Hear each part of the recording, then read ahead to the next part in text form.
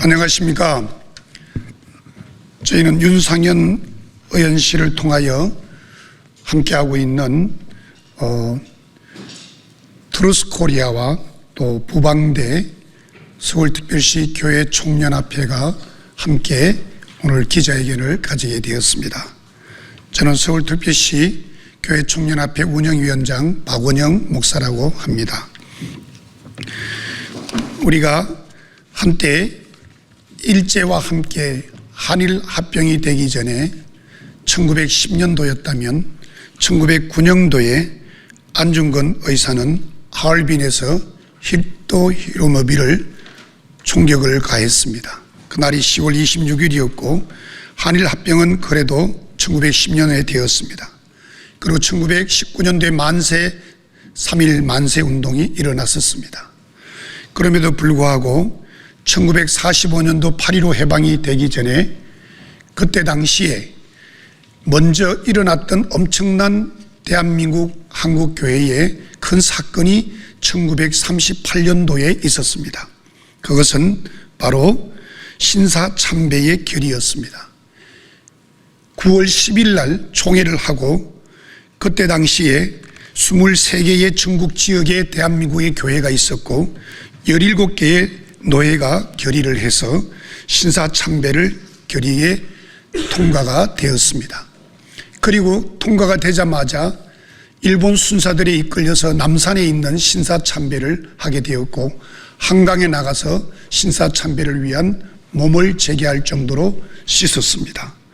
그때에 반대했던 사람들이 238명의 목회자들이 있었습니다.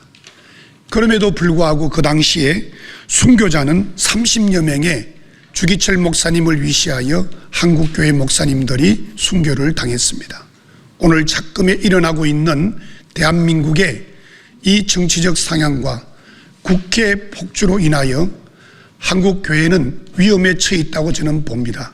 왜냐하면 한국교회가 정신을 차리고 바로 지금 일어나지 아니하면 우리가 어느 순간 어느 때에 어떻게 교회가 이미 어느 당을 통하여 수십 명의 국회의원들이 교회 폐쇄 사인을 했다는 정보가 돌고 있습니다.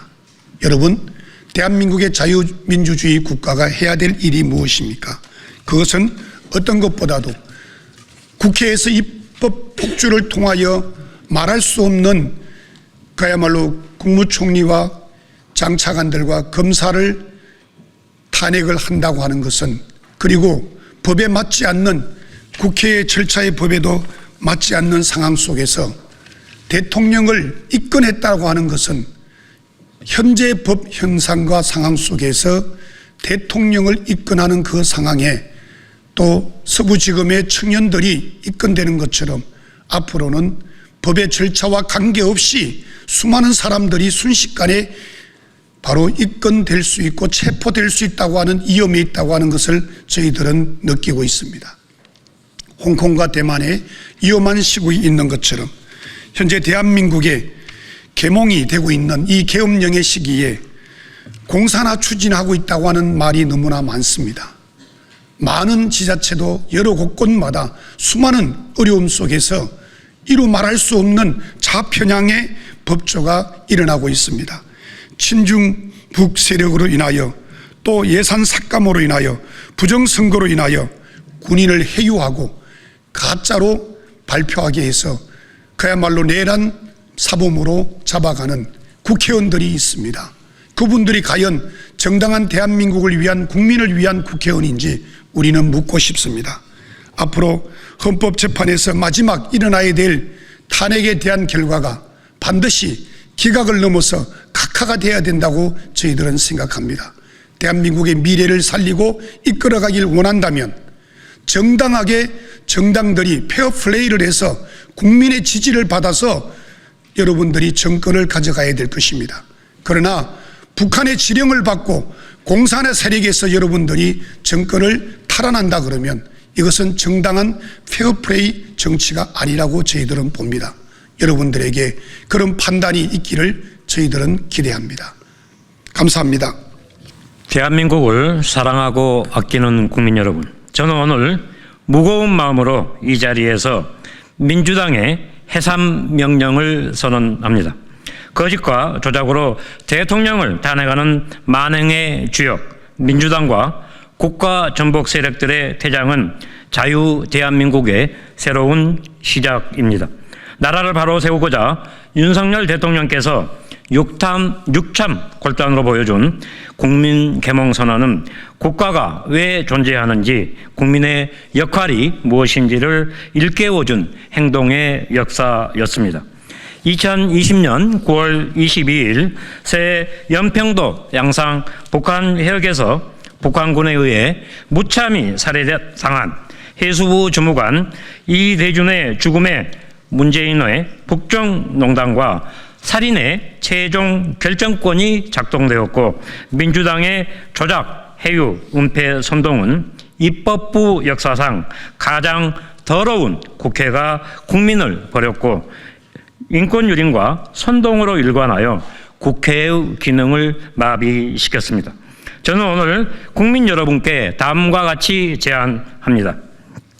민주당과 국가 전복 세력들의 정당이 해산돼야 하는 법리적 사유는 열거하기 힘들 정도로 너무 많기에 저는 이렇게 말합니다. 국정원장 출신의 박지원, 사성 장군 출신의 김병주, 법사위원장의 정청래, 법무부 장관 출신의 박범계, 과방위원장 최민희, 권익위원장 출신 전현희 등의 민주당은 동생의 죽음과 이후에 벌인 착재들을 정당 해산으로 시시비비를 가려야 할 것입니다. 민주당이 헌재에 제출한 감사원장 탄핵 소추서를 보면 경악할 내용으로 탄핵을 요구하였으나 헌법과 국회법대로라면 민주당의 탄핵 소추 의결은 초등학교 수준의 문맹 정도로도 민주당이 탄핵되어야 한다는 것을 알 수 있습니다. 범죄 집단 민주당이 당당하고 떳떳했다면 사건 발생 이후 국정감사에서 왜 저의 증인 출석을 그렇게 막았는지 답해야 할 것입니다. 이제 국민을 선동하며 조작 정치하는 586이라는 거악의 실체를 끊어내고 습관적 탄핵을 남발하는 민주당을 탄핵의 심판대에 올려야 합니다. 더러운 범죄를 조작과 선동으로 덮을 수 없는 이유는 국민이 부당함을 깨우치고 새롭게 국가 재건을 명령하는 것인 바, 민주당은 역사의 심판에서 역행하는 잘못을 멈춰야 할 것입니다. 작금의 대한민국 구성원들은 나라를 망친 원흉 586의 태장이며 국가를 버리려고 작당하는 국가 전복 세력들의 퇴출을 요구합니다. 이제 민주당과 국가 전복 세력들의 해산 명령으로 국회에서 우리 영토에서 분리수거를 실시하여 망국적 사태에서 벗어납시다. 부정하고 부당한 선관위가 관리했던 선거로 선출된 국회의원들을 사직생의 각오로 전원 퇴출을 요구합니다. 국회를 절대 권력으로 착각하는 오만을 국민이 해산 명령을 통해 국회의 순기능과 국가 재건의 애국적 인재 등용을 촉구합니다. 감사합니다. 네, 안녕하십니까. 진실과 진리로 싸우는 애국진보 추루스코리아 민주당 해상국민운동 본부 본부장 정부영입니다. 최고의 권력을 지닌 대통령이 내란을 일으킨 것은 세계 헌정사에 없다고 스카이데일리는 보도한 바가 있습니다. 진짜 내란범은 누구입니까? 2022년 3월 대선 이후 대통령 퇴진 탄핵 집회가 178회, 그리고 정부 공직자 탄핵이 29회, 국정을 마비시키고 대한민국 미래를 위한 예산을 완전하게 삭감하고 북한에서 쳐내려와도 그것을 지휘할 장관들이 없게 만든 대한민국 국정을 마비시킨 자들이 민주당입니다. 대통령도 없고 행안부 장관도 사표가 수리된 상태에서 정체를 알 수 없는 국수본과 수사 권한도 없는 불법단체 공수처에서 대통령을 내란 수괴라 명명하고 수사를 지휘한 자들이 누구입니까?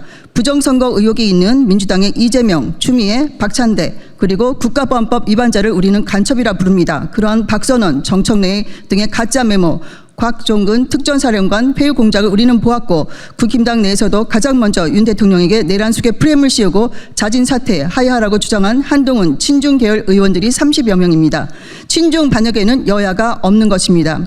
이것이 우리의 현실입니다. 대통령 변호인단 김계리 변호사는 민노총 간첩 지령을 밝혔고 그 지령을 충실히 수행한 것이 민주당인 것입니다. 비근한 예로 들자면 후쿠시마 원전 오염수 그리고 윤 대통령 탄핵 그를 위한 일가족 측근들의 정치 추문을 끝없이 물고 늘어져라라는 북한의 지령이 있었고 그러한 지령을 수행한 민노총 간부 3명이 5년에서 15년 중형을 선고받았고 법정 구속된 바가 있습니다. 우리나라 안보를 침해하고 기업 비밀을 빼가는 중국 간첩법을 가로막고 오히려 삼성생명법, 산업안전법, 국회 증언법 등으로 우리 기업은 끝없이 공격하는 민주당은 간첩 정당 아니겠습니까? 이런 모든 것에 침묵하는 대한민국 언론입니다. 탄핵소추에서 민주당 스스로 내란죄를 뺀 상태에서도 계속해서 내란이라는 프레임을 씌우기 위한 홍장원 메모도 박선원의 필체와 같다는 국가수 검사가 발표되고 민주당 박선원과 김병주가 국회의원이 아닌 요원들을 국회 밖으로 나오게 하라는 곽종근 특전사령관의 말을 즉석에서 의원을 왜곡하는 동영상들이 폭로되어 김병주는 스스로 앞으로 그리 안 할 테니 국힘에서도 회유라는 말을 꺼내지 말라고 미안하다고 사과한 바가 있습니다. 이것이 미안하다는 말로 되는 말입니까? 그리고 친중 부정선거 의혹은 2020년도 4.15 부정선거, 2024년도 4.10 부정선거 증거는 차고도 넘치는데 우리는 아직도 부정선거를 의혹이라고 말해야 됩니다. 이 모든 것은 2022년도 7월 28일 대법원 판결로 미루는 것이 선관위의 작태입니다. 10년간 1,200명의 부정채용과 5분의 1이 친인척 사촌지간인 가족회사가 된 선관위, 감사원의 감사도 받지 말라는 헌재의 판결이 있었습니다. 중앙선관위원장, 지역선관위원장을 판사들이 하고 있어 부정선거 원팀이 되어 있기 때문입니다. 서버의 비번도 우리 집 현관문 비번만도 못한 1, 2, 3, 4, 5로 만들어 중국 해커들, 북한 해커들 어서 오십시오 해놓은 것을 국민에게 부정선거 없었다고 믿으라고 강요하는 썩어 빠진 선관위와 그것을 옹호하는 대한민국의 신문 방송들입니다. 친중 반역 간첩범죄 위원 민주당을 아직도 우리 국민들이 뽑고 있다면 북한 지령을 받는 민노총의 지휘하에 한 회사처럼 보도하는 신문 방송사들의 책임일 것입니다.